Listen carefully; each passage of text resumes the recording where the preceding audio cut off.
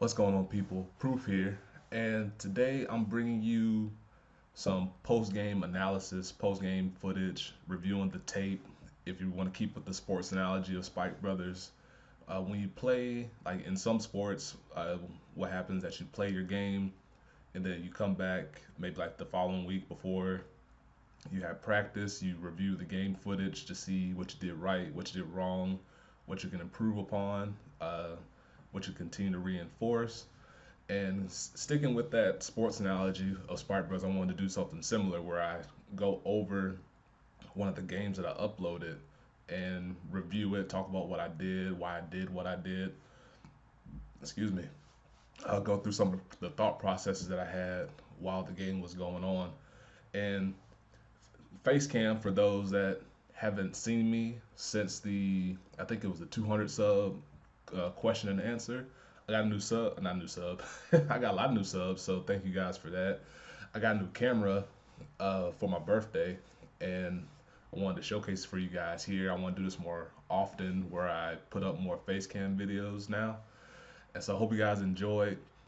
This is game two against Bailey using Time Leap Gear Chronicle that I uploaded, I think, a week ago, maybe like a week and a half ago or so.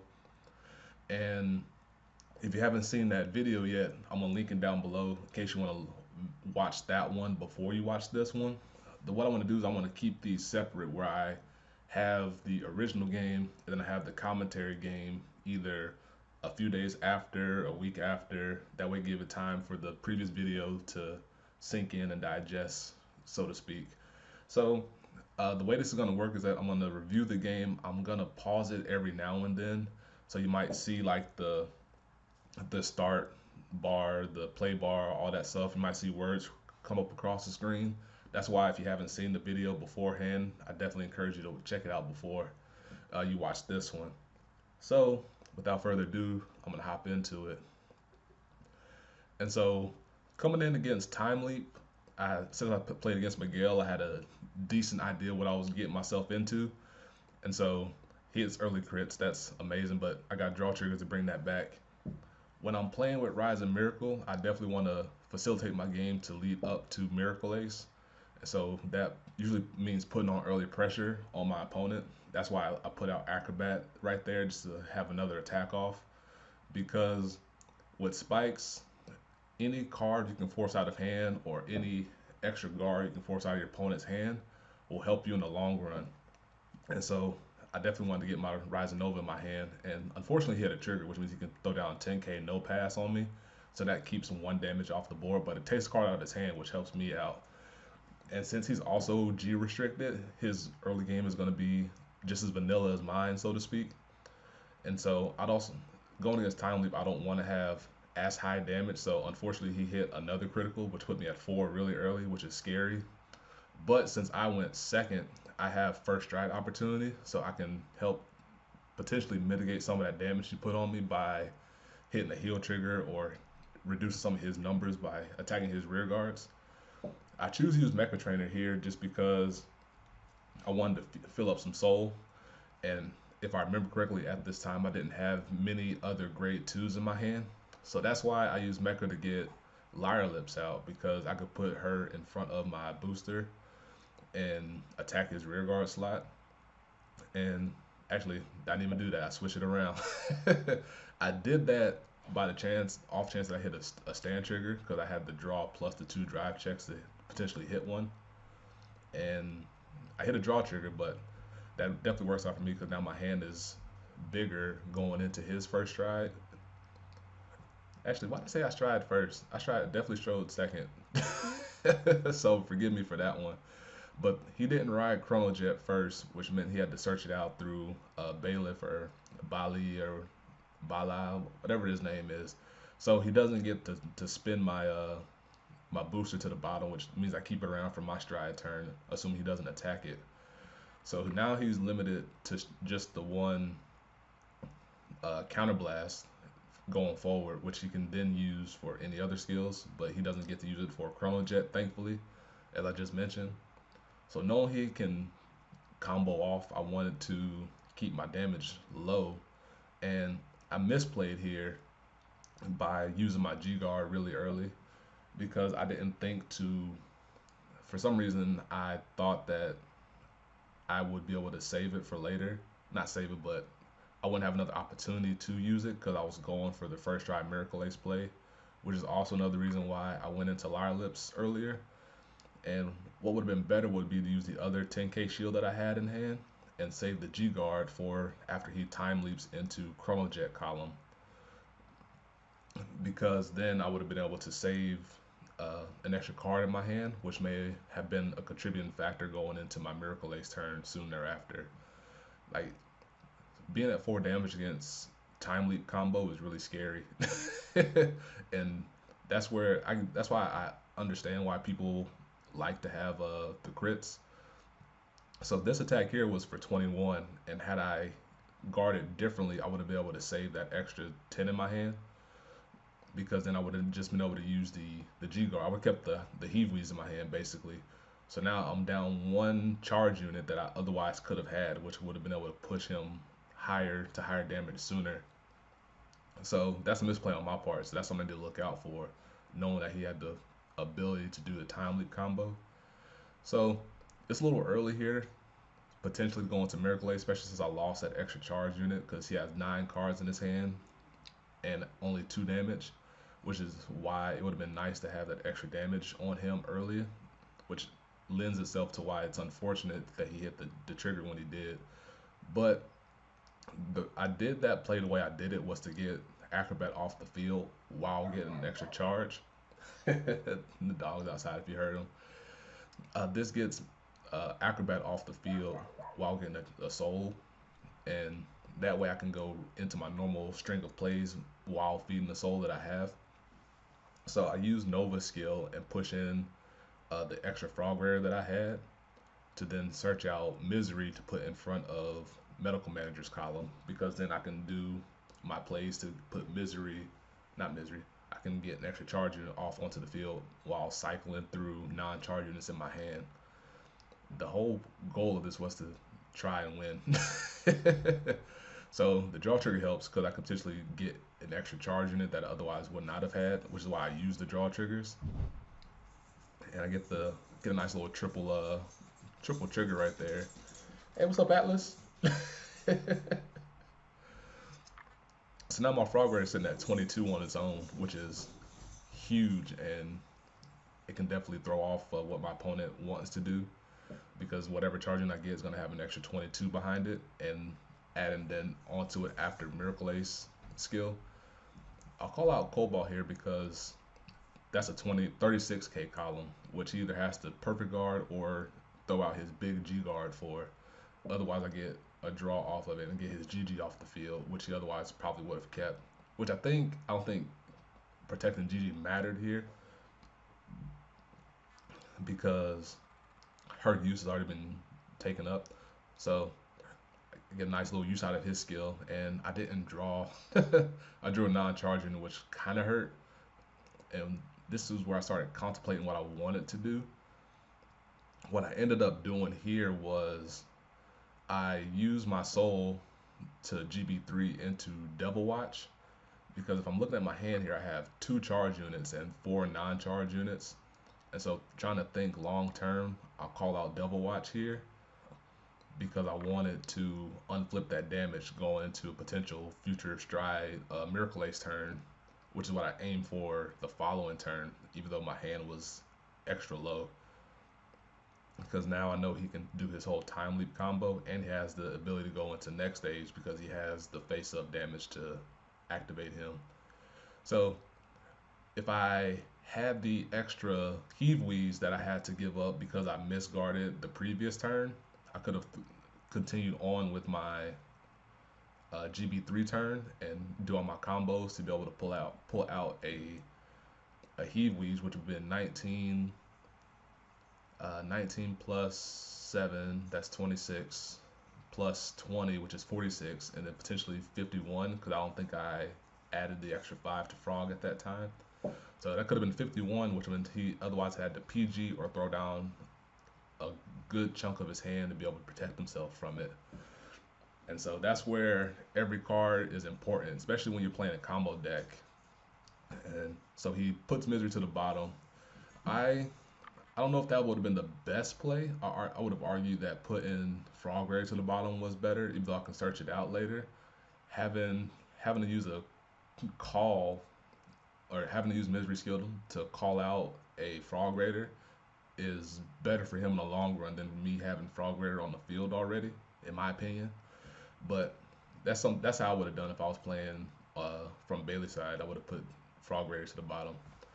But he's throwing out all his stuff, and me being at 3 damage facing down this field is really scary, especially because I have limited cards in my hand, and so I'm trying to guard this the best I can, knowing that I had next stage restand coming in. So I throw down 10 there just to get that off, just so I can protect myself from it. I don't like risking the trigger if I don't have to against the multi attack clans like Aqua Force, all time leap combo, things like that. I don't like having to risk the trigger because then I'm just at higher damage for the Vanguard attack, which is what they want you to be at. And so I believe I took this one hoping I hit a damage trigger, and I think I missed it. And so my general rule of thumb when it comes to restanders is to take the first one, guard the second one. And thankfully he didn't hit a crit right there.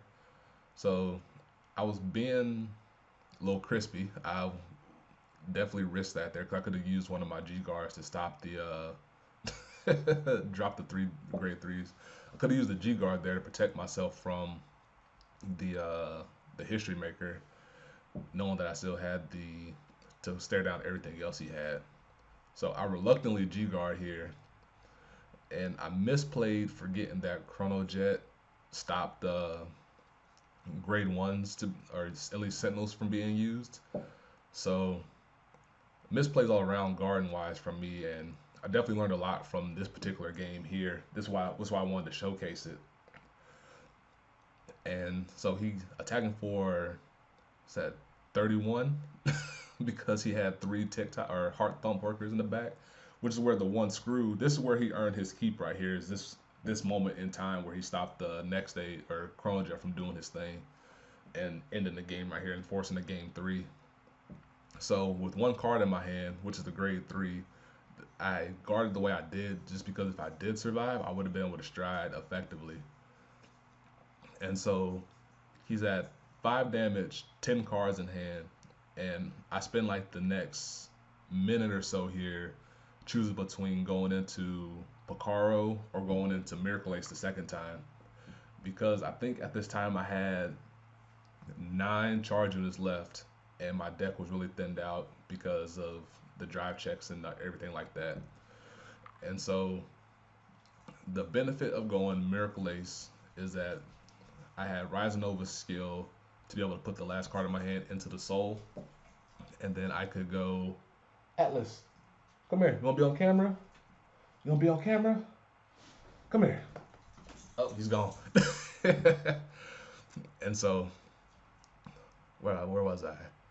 If I went Miracle Ace here, I could have relied on my triple jive to land me the extra charge units I needed to be able to end the game, because anything that was charged would have been thrown out in front of Miracle Ace. Anything else non-charged could have been a trigger at this point. So looking back, it would have been better to go into Miracle Ace here. Excuse me. It would have been better to go Miracle Ace here over Picaro, because the most I could have attacked with Picaro was the one off of Picaro, the one charging I put in front of Frog Raider, the Misery, and then assuming that I didn't have any more Hive Makers would have been the last attack. Would have been 4 attacks here, which is decent but not the greatest, versus going into Miracle Ace here. I could have went Miracle Ace into Misery, Misery into Charge Unit, and then I could have filtered the non-charge unit if I say I got 2 charge units and 1 non-charge unit off my triple drive, I could have filtered the non-charge unit into a charge unit, which would have been Miracle Ace, Misery, charge unit, charge unit, charge unit, with a boost in Frog Raider getting bigger as I went along, which would have probably pushed me over the edge against his 10 card hand, because not everything in there is a trigger. Not everything in there is a PG, so he would have had a lot of 5Ks, especially when I had one more in there to force his intercept right there. So looking back, best course of action would have been definitely going Miracle Ace here, because then I could have searched out Misery to put in front of Medical Manager, and then I would have been able to go off from there, throwing triggers to Frog Raider, and then searching out charge units with the Misery afterwards. But looking at what I did here, I made the best use of Picaro at that moment in time because I filtered out 3 cards to try and get more charge unit and triggers up in my hand. That made no sense. I filtered out my deck to try and get more triggers to be able to pass over the Frog Raider to make him bigger to be able to force go over the top on his hand. So I go Heat Weeze here to force as much guard as possible, knowing that he's at 5, and this is only a 26k line here. Well, not only because 26 is really good at any moment in time, but it could have. I definitely wish I went Miracle Ace here, not to belabor the point. So now it's 31, and then I got the Dope Pierce. I got 2 charge units and 1 non-charge unit, which is the scenario that I mentioned why Miracle Ace would have been just as good here, if not better. So that's 31, which forces his Rapana, aka Banana. Oh, he went Uluru here. So Uluru would have been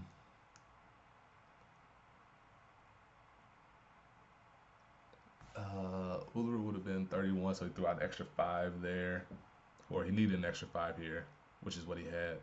And I think somebody pointed out to me that I misplayed earlier on my previous Miracle Ace turn, which would have forced out 5 more from Bailey's hand.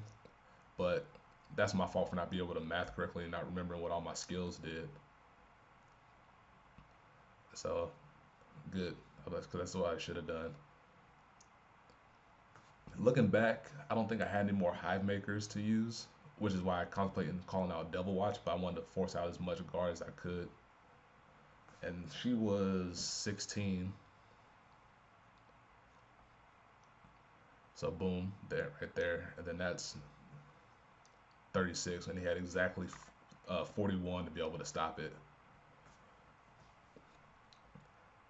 So considering what I did, I made the best use of what I had, but Miracle Ace definitely would have been better right there. So now he has a chance to come back and survive. But that's all good. So that's 21. And then I hit him with the nice reluctant 1 to pass because my last card is Picaro. Hits the stand, and then I bust the heel out and lose my mind. So even though I misguarded, did some bad things, sometimes just the nature of Vanguard that your deck comes through for you. Sometimes I don't want to leave it to having a heal, but looking back, I definitely could have done some things better, which is why I was on the verge of losing and I got bailed out.